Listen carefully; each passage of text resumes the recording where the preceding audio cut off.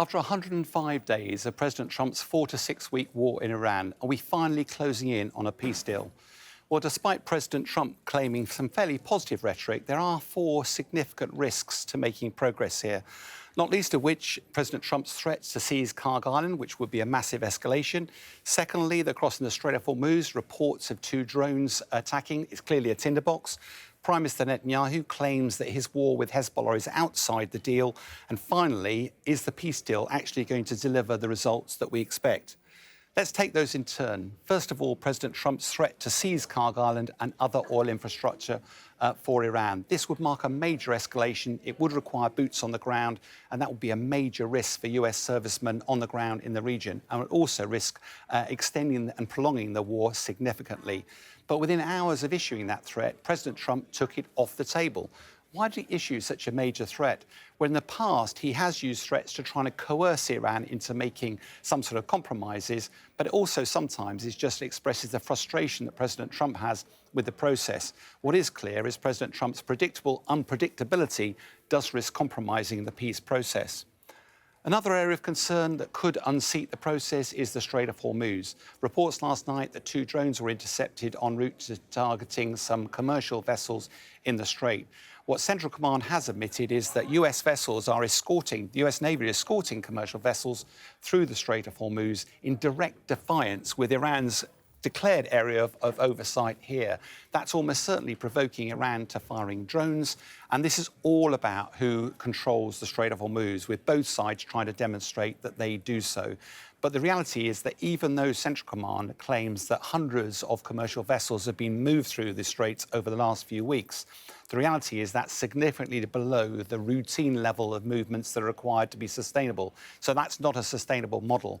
In addition, there are grave risks every time you start firing weapons in the region, particularly if we end up with any US casualties.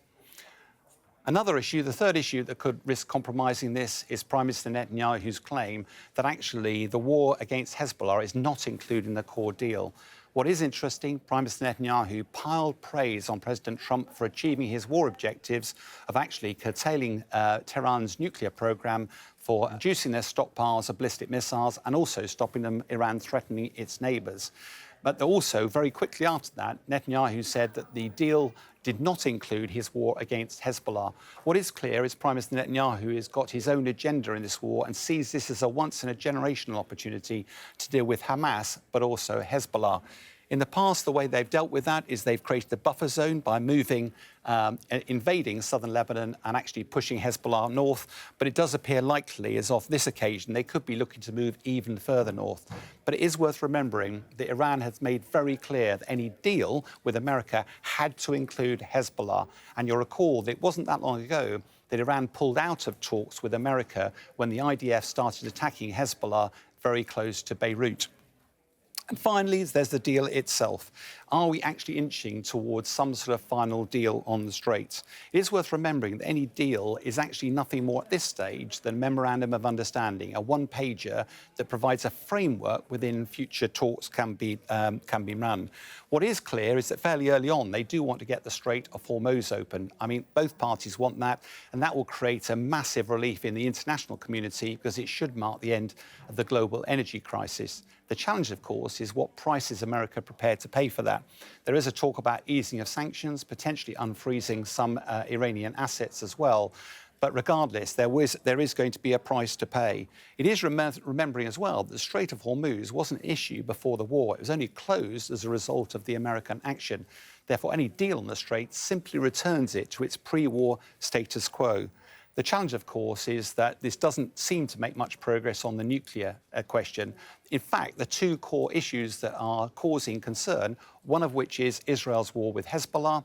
Is that included in the deal? If it is, then it's going to be a real test of President Trump's influence over Prime Minister Netanyahu, or indeed his control. But the second one is, how's that nuclear question going to be resolved? Well, the challenge is that this one-pager will not actually stop Tehran developing nuclear weapons, and yet that was one of the sole aims of the American military action. What it is going to do is create a window of opportunity, this potentially 60-day window to allow talks to progress.